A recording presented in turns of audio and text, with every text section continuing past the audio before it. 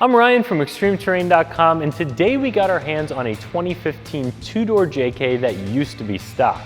For this build, we decided to go big and installed a rough country 4-inch lift kit with shocks that gives us more than enough clearance to run a set of 35-inch tires. Along with the lift, we installed some supporting mods like a set of rough country control arm geometry correction brackets, a rugged ridge exhaust spacer kit, and up front we went with something that isn't quite as functional but something a lot of you have been interested in, and that's the rough country dual steering stabilizer setup. So let me walk you through the build.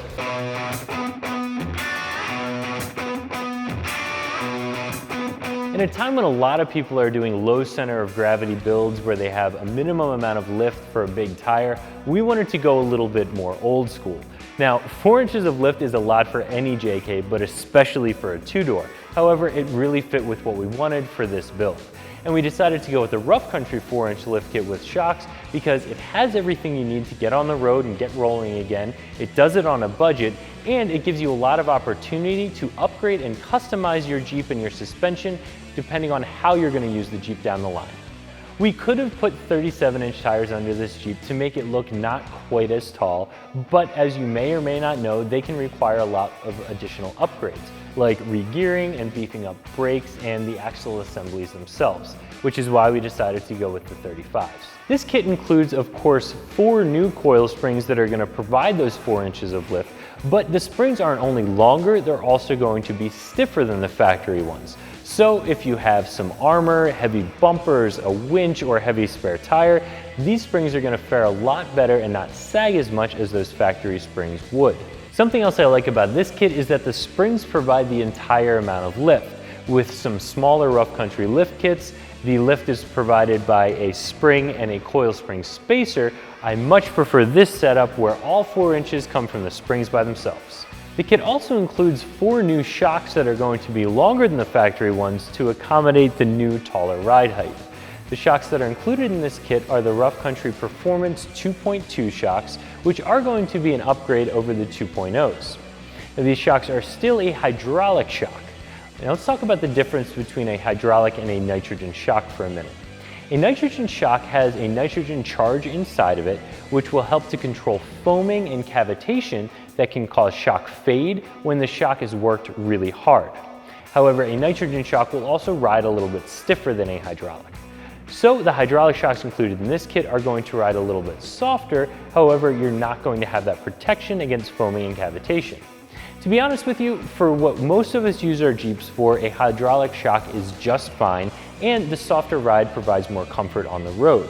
If you're doing high-speed desert racing and you're going over washboards, maybe you should look into a nitrogen shock, but again, for most of us, for trail riding, a hydraulic shock is just fine. While the kit doesn't include adjustable track bars front and rear, it does have track bar brackets in the front and the rear. Out back, having a track bar relocation bracket is pretty common with most lift heights. And while this isn't the beefiest track bar bracket I've ever seen, which could cause a little bit of sway down the line, it is enough to get the Jeep back on the road and rolling. And again, it's something you can upgrade if you decide to down the line. Now, on the other hand, the front track bar bracket is a little bit unique and not every kit includes one. This kit includes a front track bar relocation bracket and a drop pitman arm, which need to be run in conjunction with each other. If you're gonna run one, you have to run the other.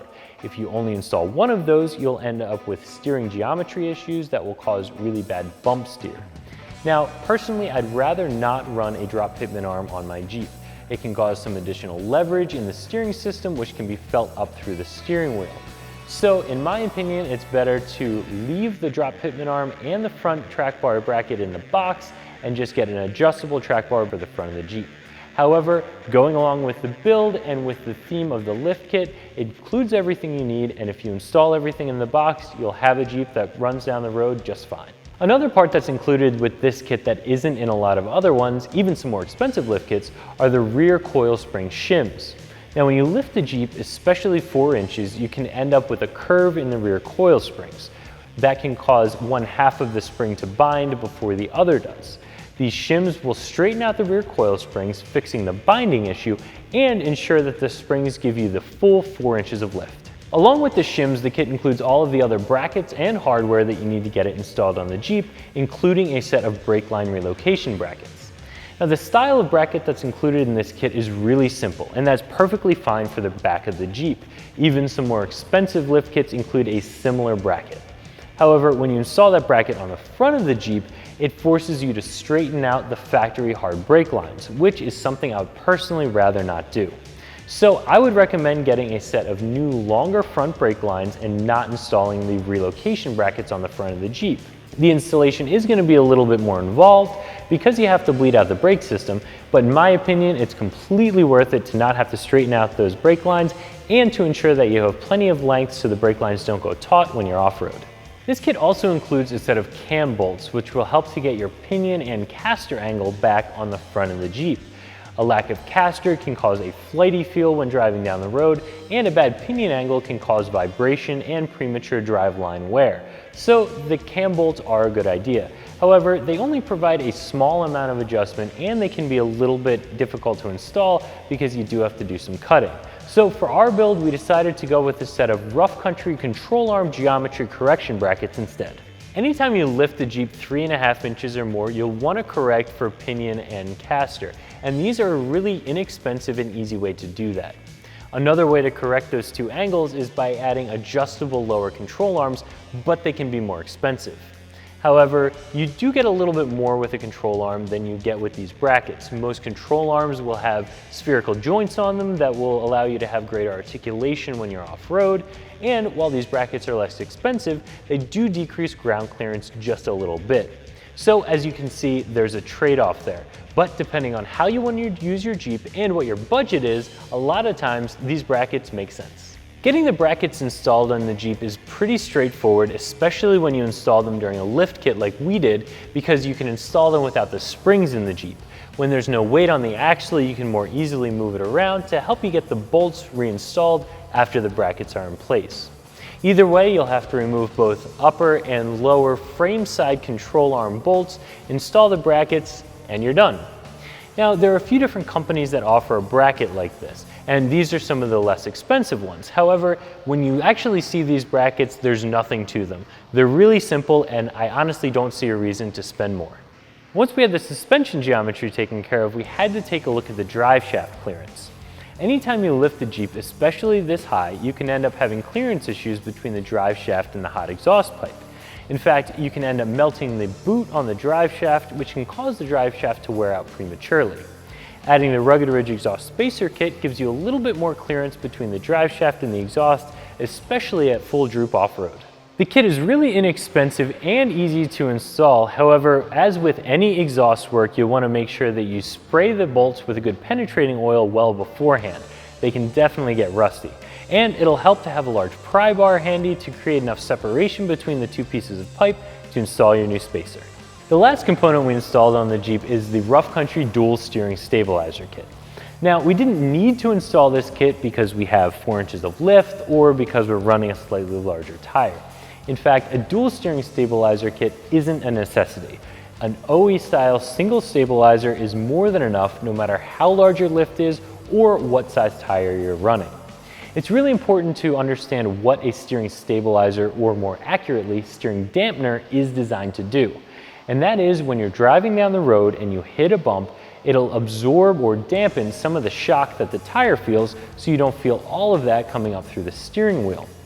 They're definitely not there to fix any sort of wobble or death wobble, and they won't cure bump steer. If you have any suspension issues like that, there are ways to diagnose and cure those, but a steering stabilizer is not one of them. However, if you decide to run dual steering stabilizers on your Jeep because you like the look, this is a pretty good kit to go with. It's complete, the brackets are really well built, and it's fairly well priced for what it is. So for this build, we wanted to go big, and I think we did that. 4 inches of lift, as I said, is a lot on any JK, but especially for a two-door. And I know it's not going to be everybody's cup of tea. But I also know a lot of you guys were interested in seeing what a two-door JK looked like with 4 inches of lift. And here you go. The lift kit we decided to install in this Jeep was really complete, and along with the supporting mods we added, we ended up with a JK that is really tall, but still very drivable. And you can take it out on the weekend and hit the trails. Well, this is the best part. The thing looked good when it was in the shop, but it looks even better outside and rolling down the road. And I know that 4 inches of lift is a lot for a JK, for any JK, but especially for a two-door JK. And this build certainly isn't going to be everybody's cup of tea. But at the same time, I know a lot of you guys are really interested to see what a JK, especially a two-door, would look like with this much lift on it. And here you go, now you get to see it. But it's more than just what it looks like, it's how it performs and how it drives. And yeah, 4 inches of lift, it's high, and when you're sitting in it, you notice that right off the bat. Especially on this Jeep, it doesn't have any side steps, and it's definitely a lot tougher to get into and out of, even for a tall guy like myself. This lift kit definitely changed the way that it looked, and it changed the way that it drove a little bit, but not as drastically as you would think. It actually still has a lot of qualities of a stock suspension, and it drives pretty well. For something that's lifted this high, it does sit in the road pretty well. It doesn't want to wander a lot. It actually doesn't have a ton of body roll, even with the slightly softer hydraulic shocks. Driving the Jeep down the road is when you really can feel what those geometry correction brackets did for you. Now, we don't have any sort of driveline vibration, and that certainly has something to do with those geometry correction brackets, but the Jeep also wants to self-center. The steering wheel wants to center itself, so you don't end up with that flighty feel when you're driving down the road, which is definitely a good thing.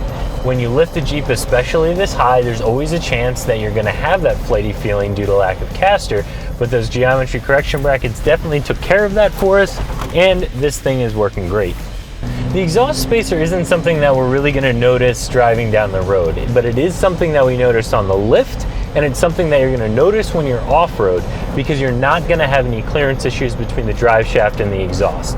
That otherwise would definitely be an issue, especially with the Jeep that has this high of a lift, especially when we're off-roading with the sway bars disconnected, we would have had an issue. And once you melt the boot on the drive shaft, it ends up wearing out a lot sooner, and this will prevent that issue, all with a fairly easy install and a very small investment.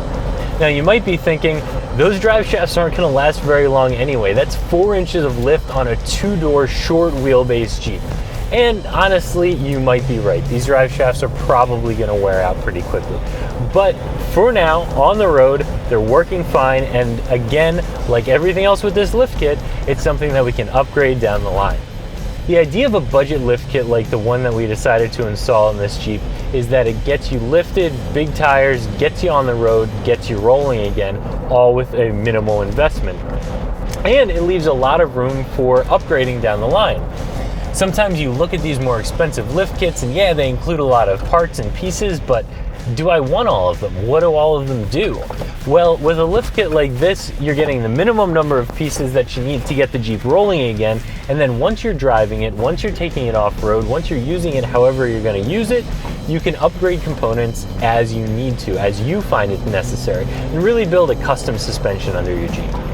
The only thing I'm noticing from the dual steering stabilizer is it is more difficult to turn the steering wheel, and that's not necessarily a good thing. You are going to cause some more stress on your steering components, and again, in my opinion, it's worth it to just go with an OE replacement steering stabilizer over a dual setup. There really aren't a lot of benefits to the dual setup in my opinion, and it is going to cost you a little bit more money.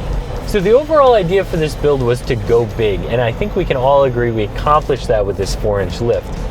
But along with the supporting mods that we installed, we ended up with a Jeep that still rides really well down the road, and we can take it off-road on the weekends. So all in all, I'd say we accomplished our goal. So for more Jeep builds and for other great Jeep content, make sure you check out ExtremeTerrain.com. But for now, I'm Ryan. Thanks for watching.